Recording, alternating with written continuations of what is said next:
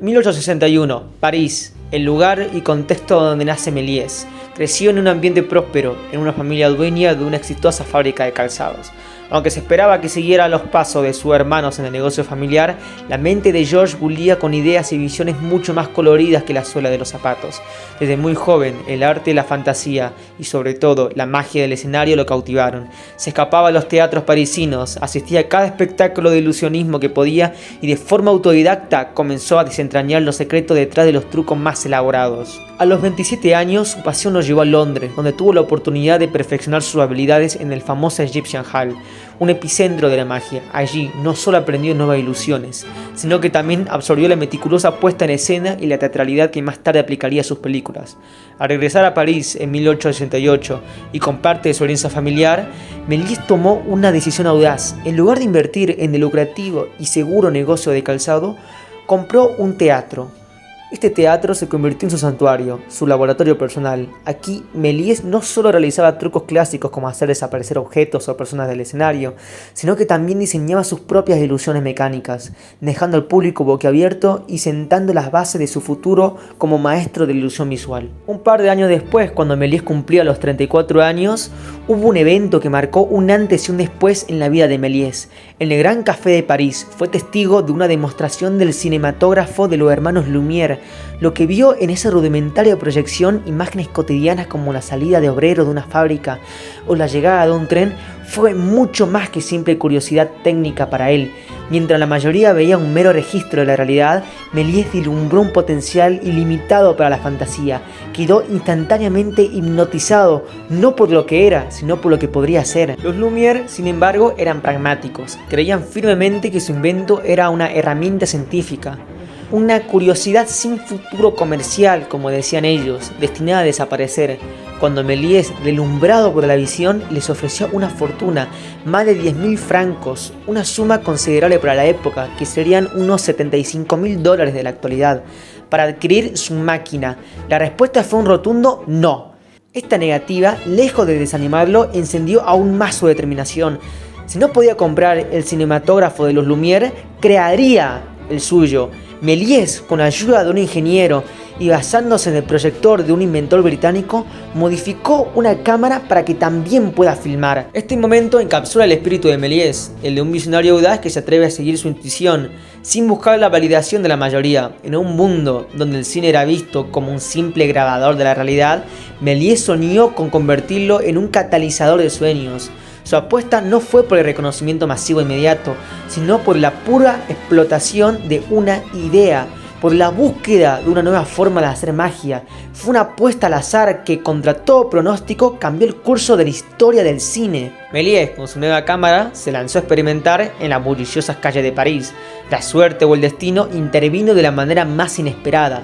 Un día, mientras filmaba el tráfico, su cámara se atascó momentáneamente y cuando la película se reanudó, un ómnibus que había estado en el encuadre se había transformado de repente en un coche fúnebre. Méliès, con su mente entrenada para detectar la ilusión y el truco, comprendió al instante lo que había sucedido. Había descubierto el efecto de sustitución, lo que hoy conocemos como stop motion. La interrupción de la filmación, combinada con el cambio de un objeto, había creado una aparición y desaparición mágica en pantalla. Este accidente feliz fue la llave que abrió un universo de posibilidades inimaginables. De repente ya no estaba limitado a grabar la realidad, como decían los hermanos Lumière, podía manipularla. Los objetos podían aparecer y desaparecer en un instante. Las personas podían transformarse de un ser a otro. Los edificios podían derrumbarse y reconstruirse con solo un movimiento de manivela. Méliès se sumergió de lleno en esta nueva forma de magia. Fue pionero en técnicas que hoy damos por sentadas. La doble exposición para crear fantasmas transparentes, personajes duplicados o incluso seres mitad humanos, mitad animales. El paso de la manivela alterando la velocidad de la filmación para lograr movimientos acelerados, ralentizado o invertido. El uso de la maqueta y miniaturas que combinada con la perspectiva forzada parecían gigantes y elaborados, decorados, pintados sobre el lienzo que transportaban al espectador a mundos fantásticos. Cada truco era una extensión de su ingenio como ilusionista. Para poder llevar a cabo cada vez más complejas visiones, Méliès necesitaba un espacio adecuado. Fue entonces cuando en 1897 construyó su propio estudio de cine en Montreuil. a las afueras de París. Este no solamente fue el primer estudio de cine de la historia, sino que no era un simple edificio, era una estructura de cristal enorme, gigante, similar a un invernadero. La razón por la que era puramente práctica, la época anterior a la invención de las potentes luces artificiales de estudio, Méliès dependía por completo de la luz solar para iluminar sus escenas. Imaginen a sus actores y al propio Méliès trabajando sobre un sol abrasador o lidiando con los cambios de luz y las sombras que proyectaba el clima, todo mientras filmaba las primeras elaboradas escenas de fantasía. Las actividades de Méliès en este peculiar estudio eran tan extrañas y poco convencionales que los vecinos de Montreuil lo consideraban un excéntrico, incluso hasta un loco. Podían verlo haciendo explotar maquetas, creando ilusiones de personas que desaparecían en el aire, construyendo gigantescos cohetes de cartón o viendo a sus actores suspendidos con cables y poleas. Para la gente común era un espectáculo incomprensible y para Méliès era la rutina diaria de la fábrica de sus sueños, un caos controlado donde la creatividad era su única regla. La inventiva de Méliès era inagotable, produciendo cientos de películas, cada una más ingeniosa que la anterior, pero en 1902 alcanzó la cumbre de su carrera con Viaje a la Luna. Esta película, que culmina con un cohete disparado directamente al ojo de la luna, exploradores encontrándose con saltarines y salenitas en un regreso triunfal, no fue solo una obra de arte, sino un fenómeno global que lo catapultó a la inmortalidad. Antes de esta obra cumbre, Méliès ya había explorado un sinfín de conceptos fantásticos, desde la hilarante El hombre de la cabeza de goma, donde su propia cabeza se infla hasta explotar y vuelve a la normalidad, pasando por la inquietante Diablo Negro, con apariciones demoníacas y transformaciones, hasta La Mansión del Diablo, a menudo citado como la primera película de terror de la historia, con un murciélago transformándose en Mistófeles. Sus películas eran puro escapismo, diseñado por el asombro y la risa del público, siempre salpicadas con su peculiar sentido del humor. La realización de Viaje a la Luna fue un prodigio de la ingeniería y a la ilusión para su época. Para las escenas donde los actores parecían volar por el espacio o saltar en la superficie lunar, Méliès empleaba trampolines ocultos, complejas poleas y cables que suspendían a los intérpretes frente a elaborados fondos pintados.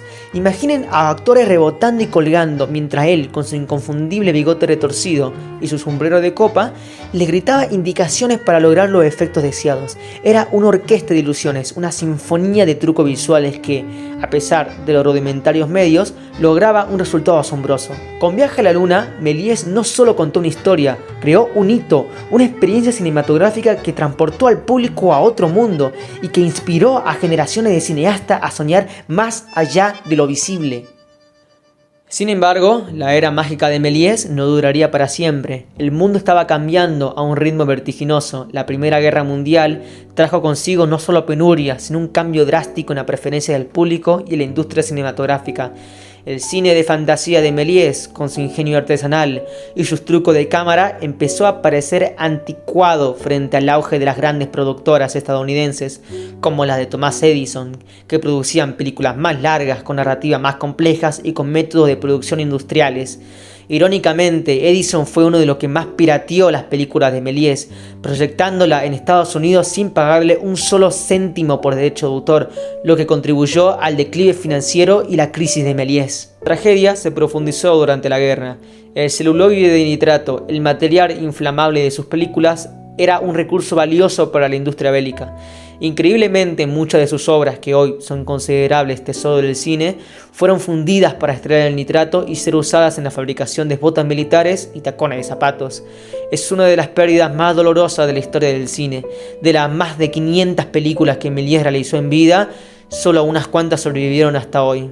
Sumido en la desesperación por la ruina económica y la dolorosa pérdida de su arte a manos de la guerra, Méliès, en un acto de profunda melancolía y rabia, llevó a cabo un acto que hoy nos rompe el corazón. En el año 1923 quemó muchas de sus películas restantes, quemó sus maquetas, quemó sus vestuarios y quemó los decorados en una gigantesca hoguera en su propio jardín. Fue una hoguera de sueños, un final amargo y autodestructivo para un genio que sentía que el arte había sido olvidado y despreciado. Él mismo llegó a comentar la amargura de ese momento, su deseo de que nadie más profanara sus creaciones ahora que el mundo ya no las apreciaba. Pero la magia, como bien sabemos, siempre encuentra un camino para resurgir. Aunque gran parte de su obra se perdió, Algunas de las películas de Méliès lograron sobrevivir al fuego y al paso del tiempo, lentamente durante finales de las décadas de 1920 y principios de 1930, historiadores y entusiastas del cine comenzaron a redescubrir y a valorar las joyas que se habían perdido. El reencuentro con Méliès fue de hecho un momento conmovedor y agridulce. Fue en 1925. Fue descubierto viviendo en una situación cercana a la indigencia, administrando un modesto quiscoso de juguetes y dulces en la estación de Montespace en París, junto a su segunda esposa, Jeanne d'Alcy, quien había sido una de sus actrices. La ironía era palpable. El hombre que había inventado el cine y la magia cinematográfica más espectacular que se había visto alguna vez, ahora vendía baratijas para niños en el tren. Fue gracias a figuras dedicadas como el periodista Léon Drouot y fundamentalmente Henry Langlois, el visionario fundador del Cinémathèque de Franchi, que Méliès fue rescatado del olvido. Ellos reconocieron la inmensidad de sus contribuciones al cine y dedicaron sus esfuerzos a recuperar, restaurar y preservar las pocas películas que aún existían. La historia de Méliès es un poderoso recordatorio de que la verdadera innovación y el coraje a menudo no nacen de una necesidad del aplauso masivo o de una búsqueda de tendencia, sino de una pasión pura y una visión inquebrantable. Fue un pionero, fue un soñador que se atrevió a forjar su propio camino, creyendo en lo que nadie podía ver, y aún en los momentos más oscuros de su vida, su arte persistió esperando a ser descubierto. Su legado nos grita que a veces todo lo que necesitas es una idea descabellada y la valentía de seguirla.